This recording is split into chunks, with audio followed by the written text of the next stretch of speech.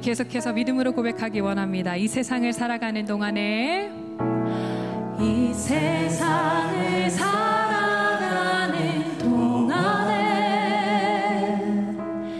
나의 힘을 의지할 수 없으니 기도하고 낙심하지 말 것을 주께서 참 소망이 되시니라. 주의 길을 걸어가는 동안에, 주의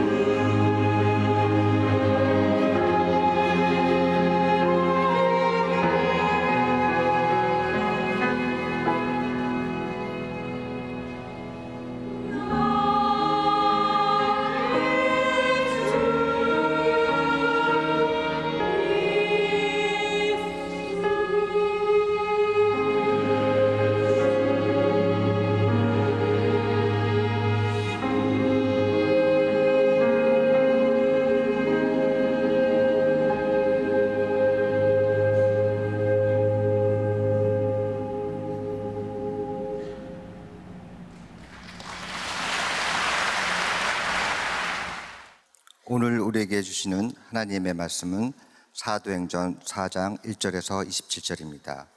본문의 내용 중 4절에서 7절, 18절에서 14절, 19절에서 20절 말씀을 봉독합니다. 말씀을 들은 사람 중에 믿는 자가 많으니 남자의 수가 약 5천이나 되었더라.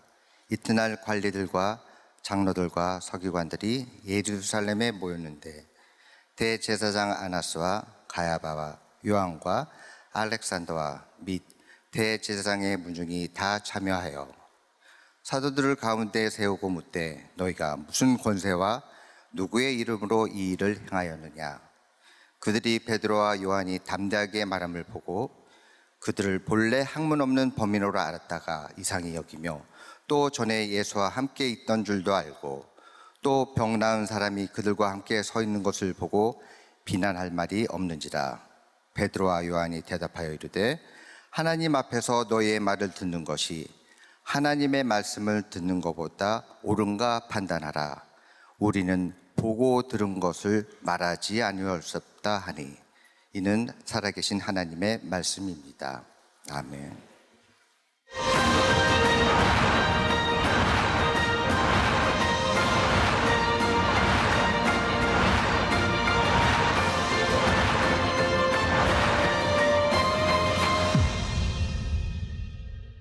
지난주에 우리는 유연함에 대한 말씀을 나누었어요. 전체 주제는 열광에서 열망으로 5번의 말씀을 나눈다고 이야기를 했고, 제가 여러분들에게 광고한 것 중에 하나는 혹시 여러분들 주변에 신앙의 냉담자가 됐거나 우리 신앙에 대해서 부정적인 생각을 가지고 있는 사람들 이번 교회에 데려오라.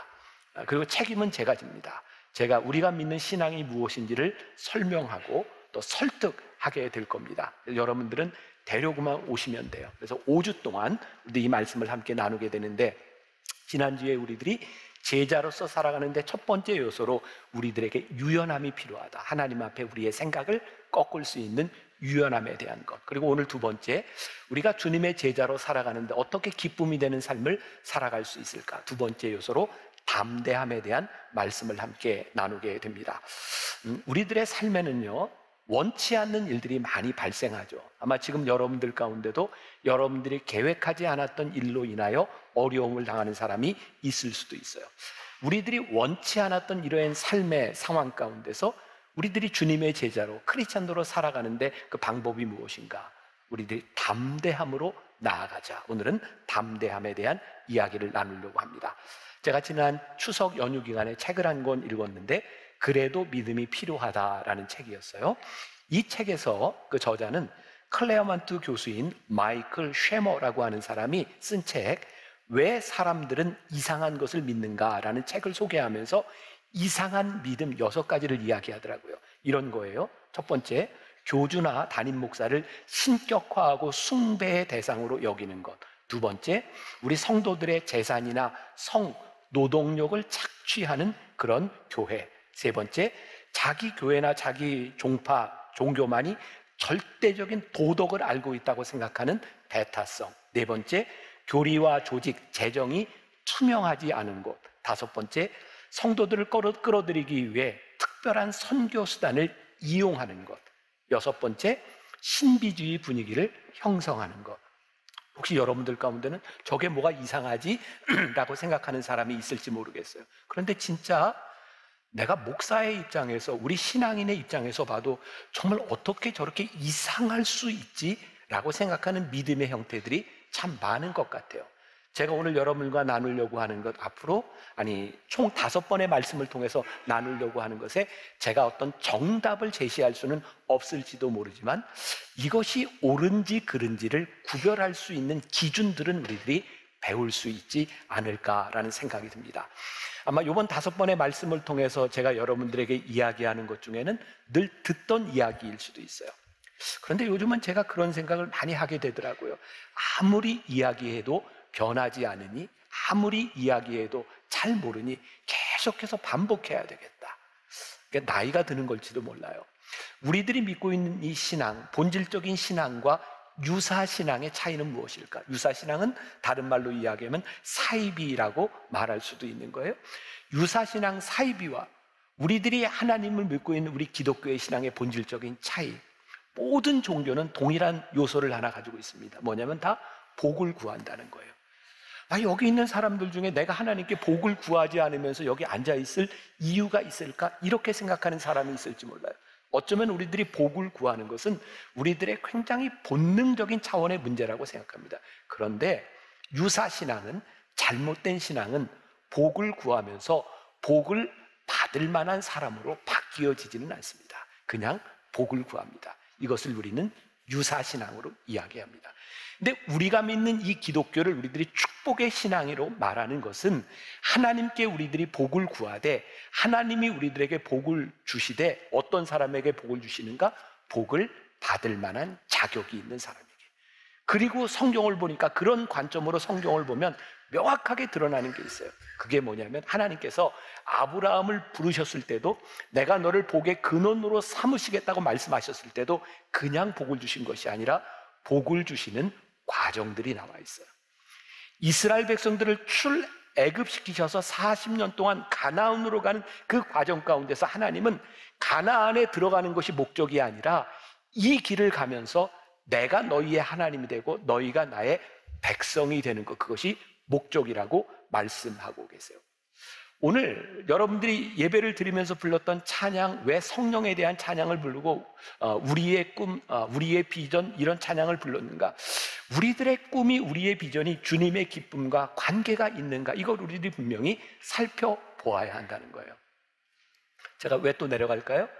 중요한 얘기를 하려고 내려가는 거예요.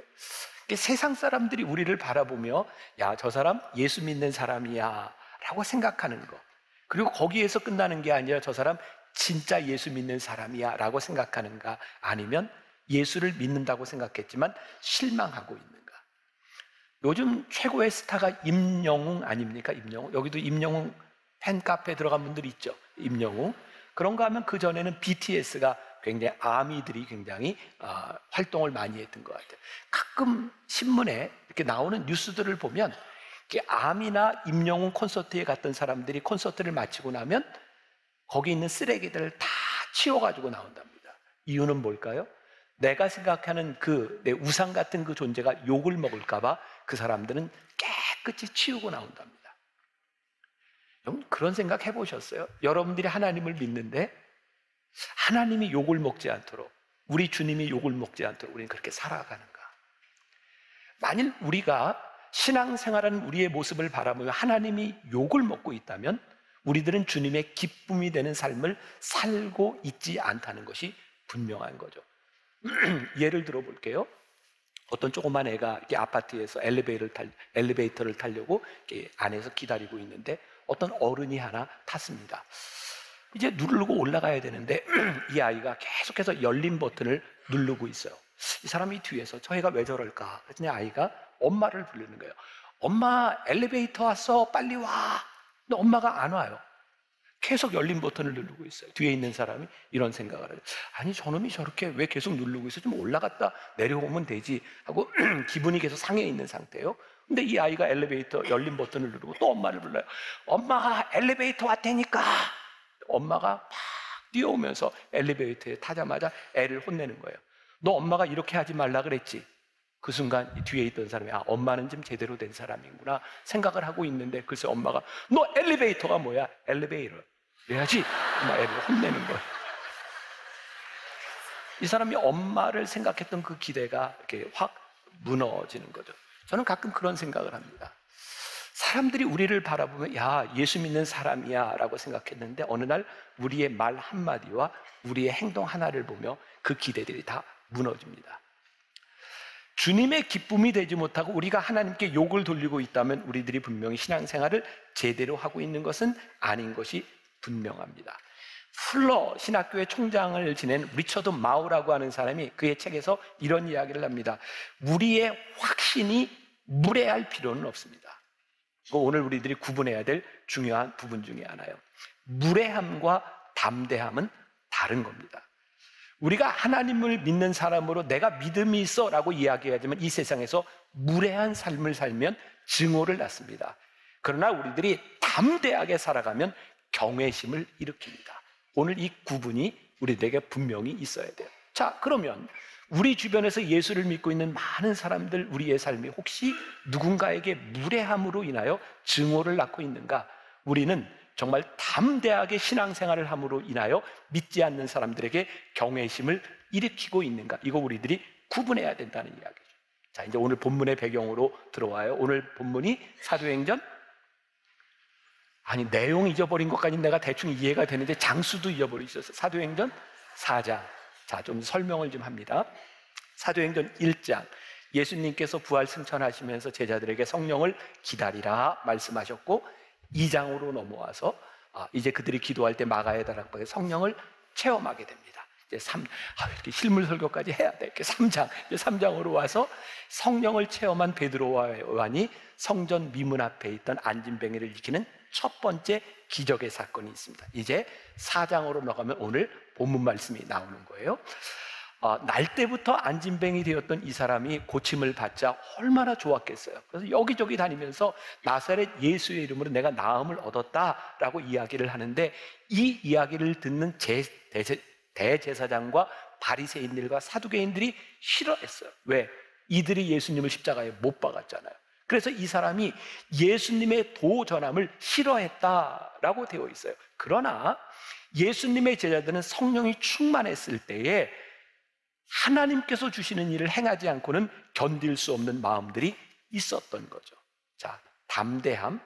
우리들이 주님의 기쁨으로 살아간다는 것, 우리들이 성령 충만하다고 하는 것은 무엇을 의미하는가? 성령 충만함으로 인하여 우리들이 하나님이 기뻐하시는 일을 담대하게 하는 거죠.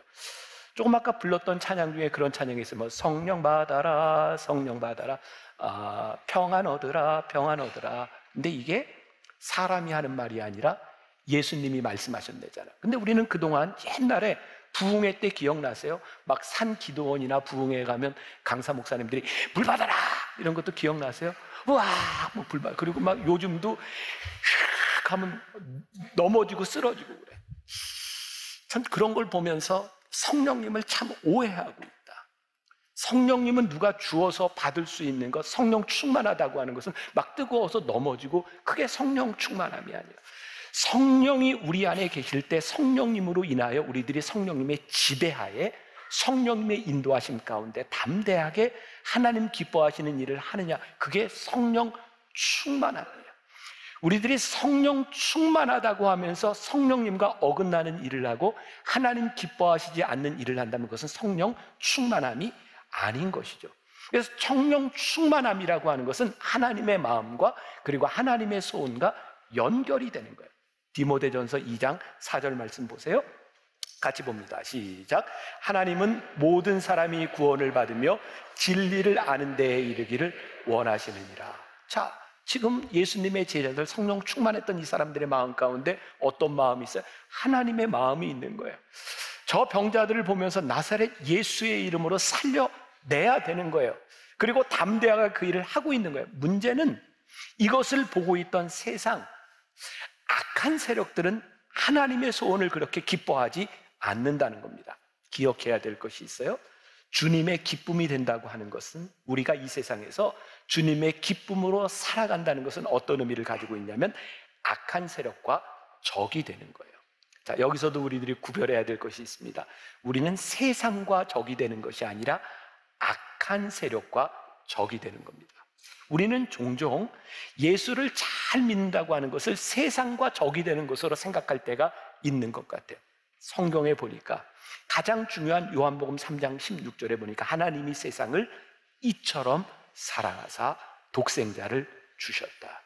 우리가 성령 충만하다는 하나님의 마음을 가지고 살아간다고 하는 것은 어쩌면 우리도 이 세상을 위해서 죽을 수 있어야 돼요. 그러나 악한 세력과 싸워서는 승리해야 되는 거예요. 저는 선교사들의 전기나 선교사들의 이야기를 보면서 마음도 아프지만 가슴이 뛰어요. 우리나라에 들어와서 최초의 순교자가 되었던 토마스 선교사님은 27살에 죽습니다. 윌리엄 보든이라고 하는 예일 호프 미션이라고 세웠던 그 사람은 23살에 죽습니다. 제가 너무너무 좋아하는 오스왈드 챔버스는 43살에 죽습니다. 그들은 세상과 적이 되었던 사람들이 아니라 세상을 위하여 복음을 전하다 이 세상에서 죽습니다. 잘 기억하세요.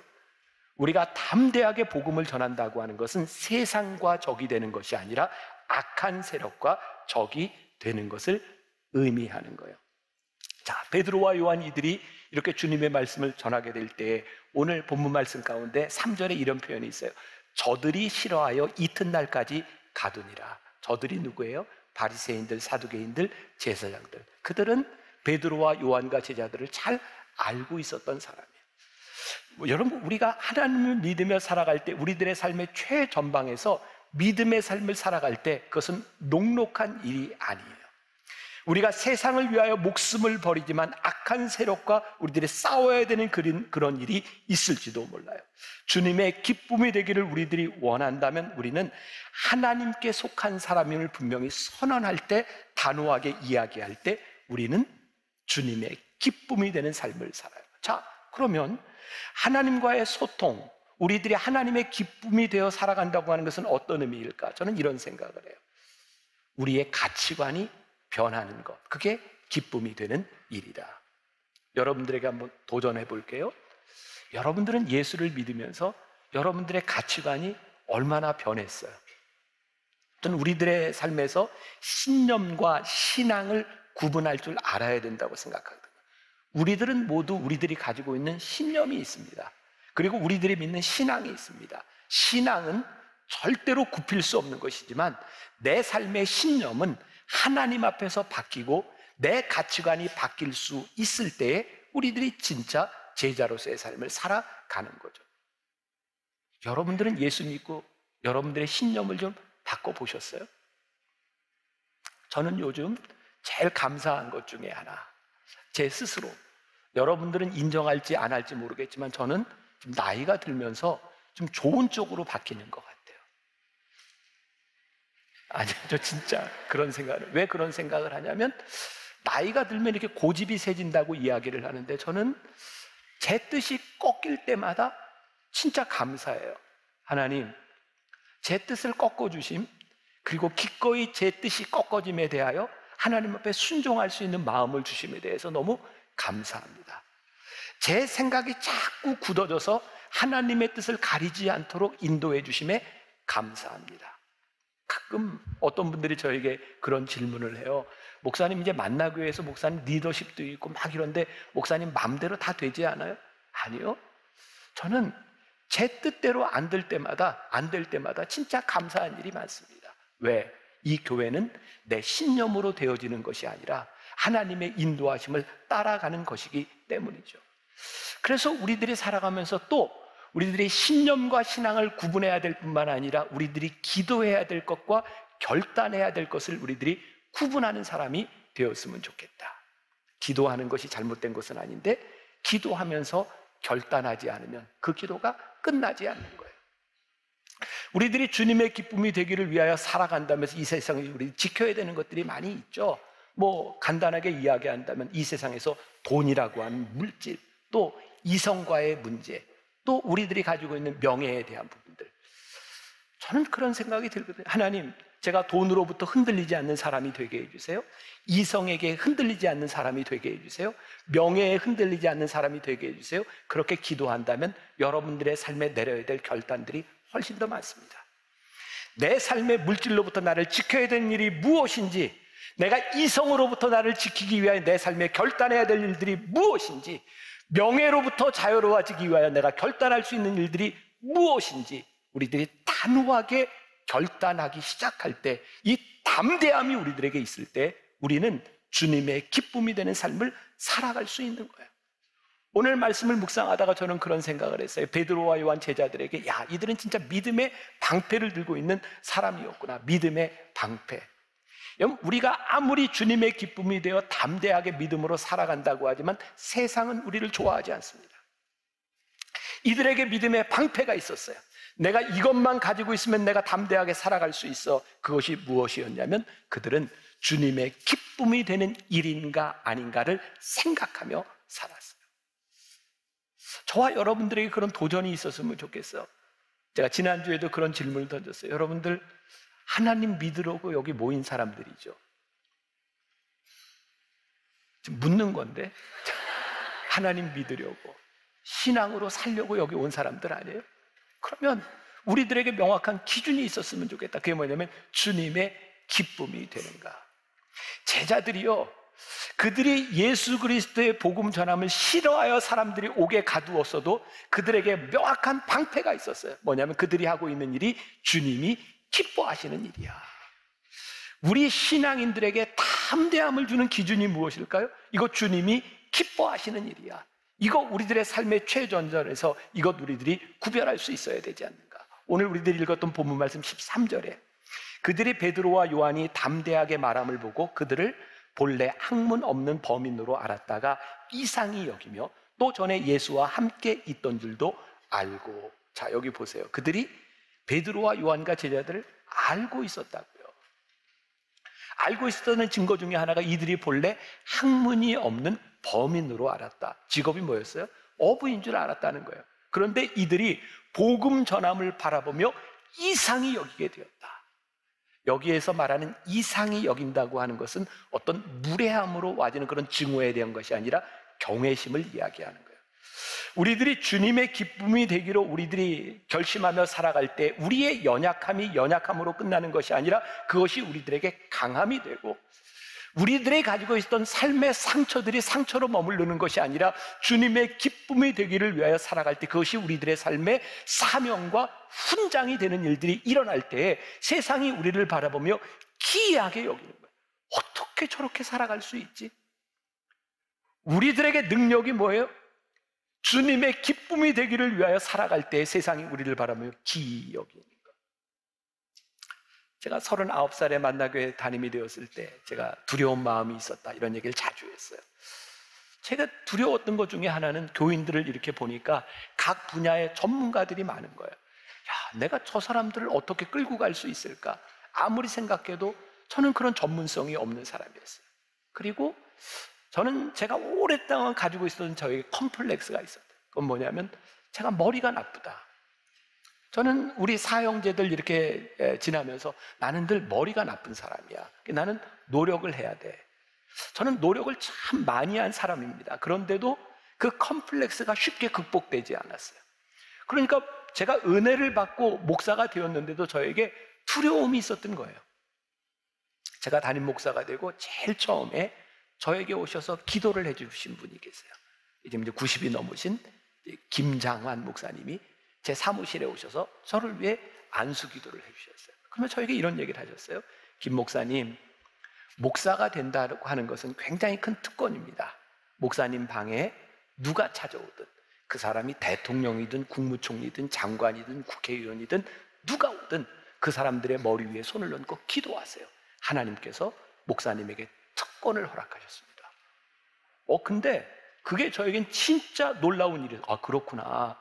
하나님이 나에게 특권을 허락하여 주셨구나. 그게 저에게 담대함이었어요.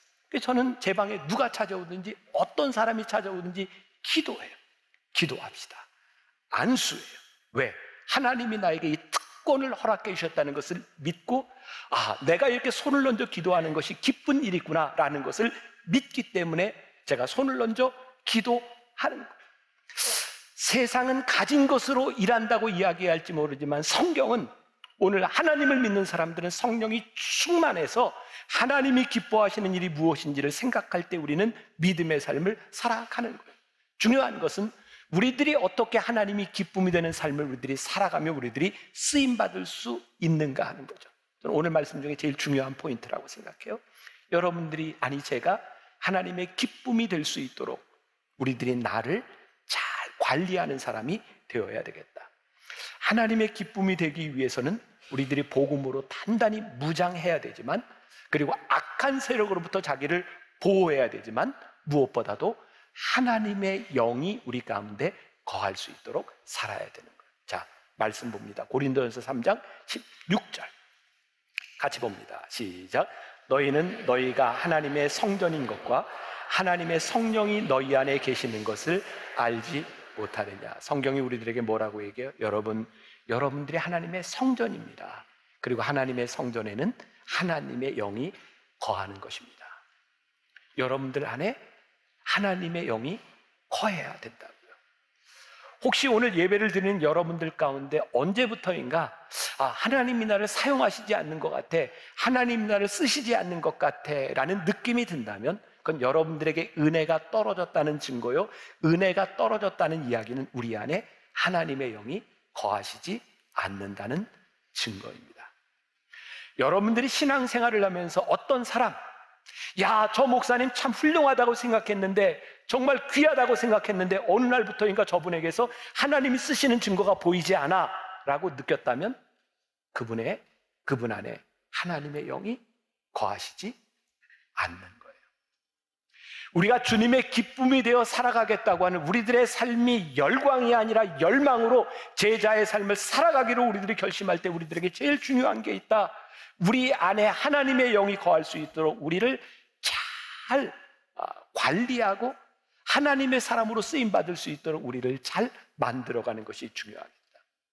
제가 참 좋아하는 목회자 중에 하나가 시카고 윌로우 크릭 교회를 목회하던 빌 하이벨스 목사님이에요. 제가 그 교회를 바라보면서 제가 처음 목회를 시작하던 시절 꿈꿔왔던 나도 저런 목회를 하고 싶다라는 꿈을 가지고 제가 한국에 들어오기 전에 그 교회에 가서 그 교회에 있는 모든 성경부 교재들 사가지고 왔고요. 초창기에 저는 만나교회 성경 공부를 할 때 그걸 다 번역해서 제가 교인들과 성경 공부를 했어요. 참 배우고 싶었던 교회, 그리고 목사님이었어요. 그 빌 하이벨스 목사가 이런 얘기를 했어요. 목사가 자신이 섬기고 있는 교회에 줄 수 있는 가장 큰 축복은 건강한 자신이다. 참 멋지다고 생각했거든요. 근데 몇 년 전 이 목사님이 성추문으로 교회에서 목회 중도 하차를 했어요. 더 이상 하나님의 영이 거할 수 없는 사람이 되어버린 거예요. 두려워요. 하나님, 우리가 주님의 기쁨으로 살아가다가 어느 날 우리들이 방심하고 하나님 앞에 우리가 자신을 잘 관리하지 못한다면 하나님, 우리가 언제 하나님 앞에 버림받을지 모릅니다. 언제부터인가 우리들에게서 능력이 떠나가고 우리들에게서 기쁨이 사라지고 우리들에게서 담대함이 사라져 버렸다면 하나님, 우리 안에 하나님의 영이 떠나간 증거가 아닌지 우리 자신을 살펴보게 하여 주옵소서. 이런 예를 들어도 될까요?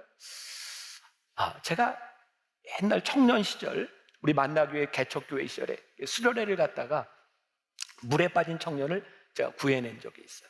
제가 수영을 잘하지는 못합니다. 그런데 제가 생존 수영을 배웠어요. 이게 수영을 못하면 언제 이렇게 무슨 일을 당할지 모르겠구나. 그래서 혼자 제가 YMCA 수영장을 끊어서 혼자 이렇게 수영을 배웠던 사람이거든요. 근데 여름에 수영회를 갔는데 교회 청년이 하나 물에 빠졌어요. 아무도 건지질 않는 거야. 제가 들어갔어요. 들어가서 딱 건지려고 하다가 저를 딱 붙잡는데 이건 꼼짝 못 하겠더라고요. 그래서 제가 주먹으로 얼굴을 탁 치고 끝까지 들으셔야 돼. 딱 치고 나왔다가 다시 물속으로 이렇게 쫙 잠수를 해가지고 들어가서 바닥에서부터 끌고 이렇게 나왔던 기억이 있어요. 지금 보면 제가 참 무모했다. 제가 지금 이 자리에 없을 수도 있었겠다. 물론 살렸으니까 다행이에요. 여러분들의 자녀들이 계곡에 놀러 갔다가 어디 강에 갔다가 빠졌는데 여러분들이 수영도 하지 못하면서 여러분들이 뛰어 들어간다면 어떻게 될까요? 둘 다 죽는 거예요. 무섭더라고요. 하나님, 우리가 영적으로 준비되어 있지 않으면, 하나님이 우리를 쓰실 수 없다면 우리들이 얼마나 안타까운 마음을 가지고 그 영혼들을 구하려고 하지만 우리는 같이 살 수 없는 존재입니다. 우리들이 어떻게 하나님 앞에 준비된 삶을 살아야 될까요? 성령 충만하여 우리들이 하나님 앞에 성령의 지배함 가운데 우리들이 어떻게 살아갈 수 있을까요? 우리가 잘 아는 허준이라는 드라마 기억나시죠? 저 그때 드라마 기억이 생생해요. 얼마나 참 대단한 사람인지. 막 전염병이 돌았는데 다른 사람들은 다 도망가는데 끝까지 그 자리를 지키고 환자들을 고쳐주잖아요. 심지어는 막 이제 고쳐주고 침을 놓는데 얼마나 피곤했는지 졸면서 이렇게 침을 놔요. 사람들이. 야, 대단하다. 여러분들에게 한번 물어볼게요. 조는 허준한테 침 맞을 자신 있으세요? 아무리 명이라도 조는데 침을 맞을 수는 없는 거예요. 우리들이 자신을 잘 관리하지 않으면, 저는 요즘 그런 생각을 많이 해요. 제가 오늘 아침에도 30분 땀 흘리고 사이클을 이렇게 타고 왔어요. 아침에 열심히. 저는 건강 염려증으로 살아가는 사람은 아닌데 제가 목회하는 동안 제가 건강하게 여기 서서 복음을 전하고 싶어요. 교인들의 걱정거리가 되지 않기 위해서 노력하는 거예요. 리차드 백스터라고 하는 16세기 청교도 목사는 이런 말을 했어요. 목회자가 먼저 예수를 잘 믿으면 교회는 건강할 것이다. 그리고 돌아가신 한경직 목사님이 젊은 목회자들이 이 목사님을 찾아올 때마다 그런 얘기 했다잖아요. 목사님, 예수 잘 믿으세요. 우리가 진짜 예수를 잘 믿지 않으면, 우리들이 준비된 자가 되지 않으면 하나님이 우리를 쓰실 수 없는 거예요. 제가 이렇게 문장을 좀 써놨어요. 저 스스로 참 잘 썼다고 생각하는데 10시 예배에 아무도 감동을 안 해서. 자신을 지키는 영성, 묵상, 기도는 마치 권투시합 전에 상대의 눈빛을 바라보며 기선을 제압하는 위험과 같은 것이다.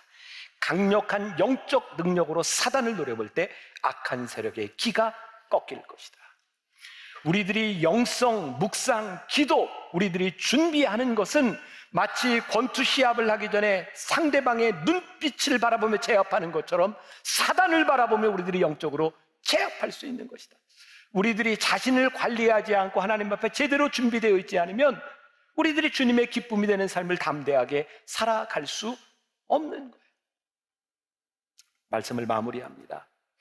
오늘 이 본문에 있는 이 사도들의 승리, 주님이 기뻐하시는 일을 하며 증명되었던 그들의 승리는 결코 좋은 환경에서 일어났던 일이 아니었다는 거예요. 제자들이 모여서 기도할 때, 그들의 성령 충만했을 때, 그리고 놀라운 일이 일어나요. 예루살렘 교회에 막 8,000명이 회개하고 3,000명, 5,000명씩. 당시에 예루살렘의 총 인구가 8만 명밖에 되지 않았는데 순식간에 10%의 사람들이 예수를 믿는 놀라운 일들이 일어났어요. 그런데 이 놀라운 역사가 어떻게 일어났는가? 정말 어려운 환경 가운데서 핍박을 피해서 기도하던 사람들에게 성령님이 역사하셨고 그 가운데서 부흥의 역사가 일어나요. 어디에도 이들이 기도할 때 돈벼락을 맞았다거나 특별한 일이 일어났다는 글이 없어요. 성경은 그들이 성령 충만하여 담대히 복음을 전했다라는 말씀만이 나와 있을 뿐이에요.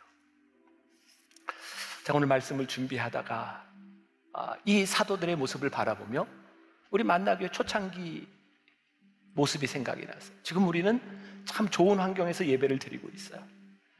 대한민국에 지금 이렇게 좋은 환경, 이런 스크린, 이런 스피커, 이런 시설에서 예배 드릴 수 있는 교회가 몇 개나 되겠어요. 우리는 참 좋은 환경에서 예배를 드리고 있어요. 사실 만나교회가 처음 제가 담임이 됐을 땐 너무너무 열악한 환경에서 이 앞에 그 스크린 이렇게 내려가지고 자막을 띄우고 여기에 교육관에서 쓰던 스피커 2개를 여기다 세우고 그렇게 예배를 드렸었어요.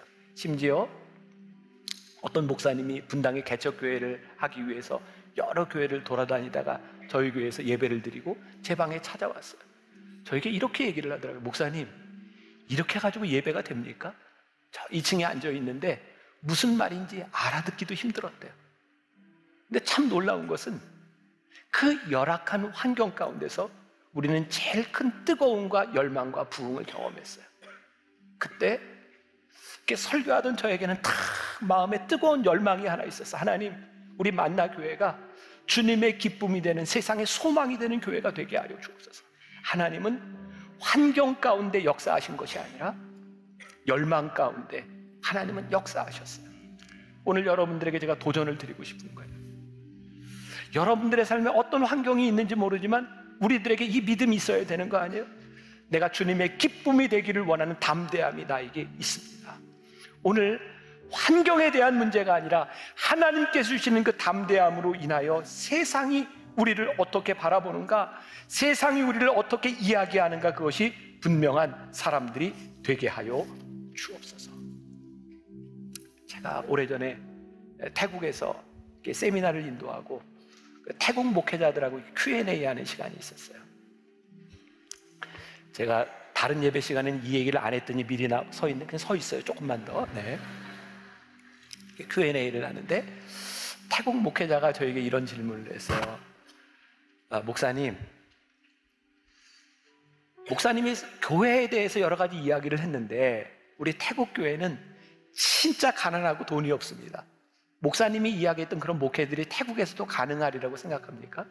그때 제가 읽었던 책 중에 하나가 라일러라고 하는 사람이 쓴 교회 성장의 12가지 요소라는 책이 있었어요. 근데 그 책에 보니까 교회가 성장하는 12가지 요소 중에 12번째가 뭐냐면 돈이었어요.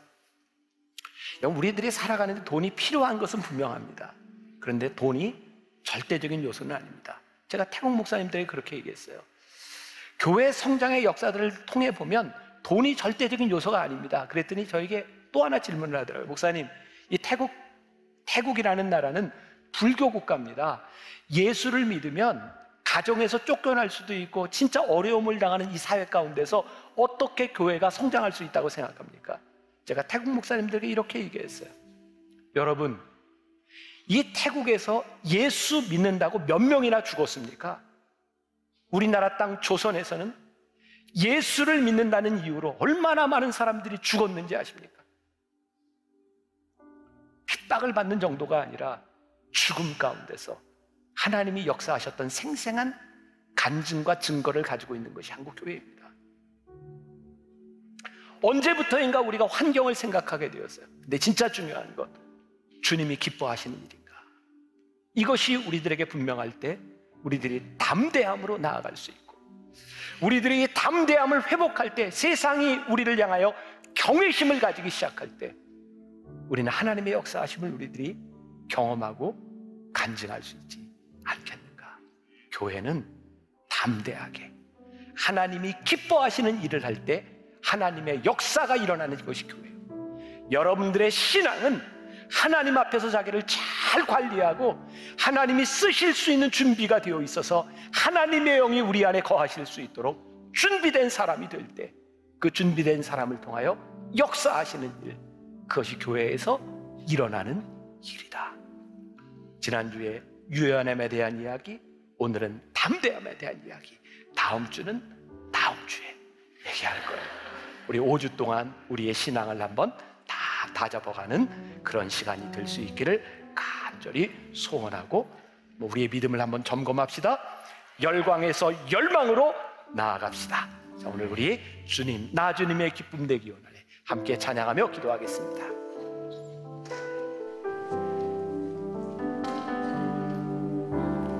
나 주님의 기쁨 되기 원하네. 내 마음을 새롭게 하소서. 새 부대가 되게 하옵소서. 새 부대가 되게 하여 주사. 주님의 빛 비추게 하소서.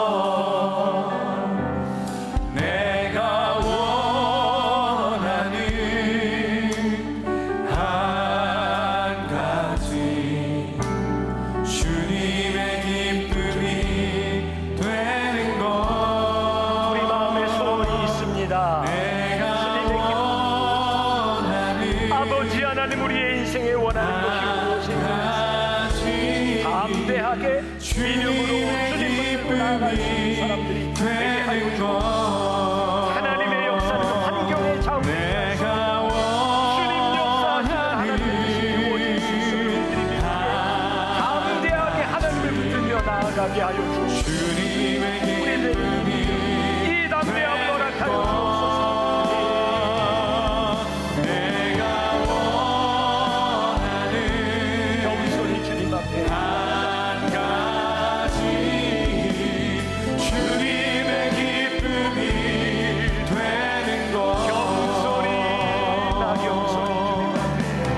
경솔히 내 마음 드립니다.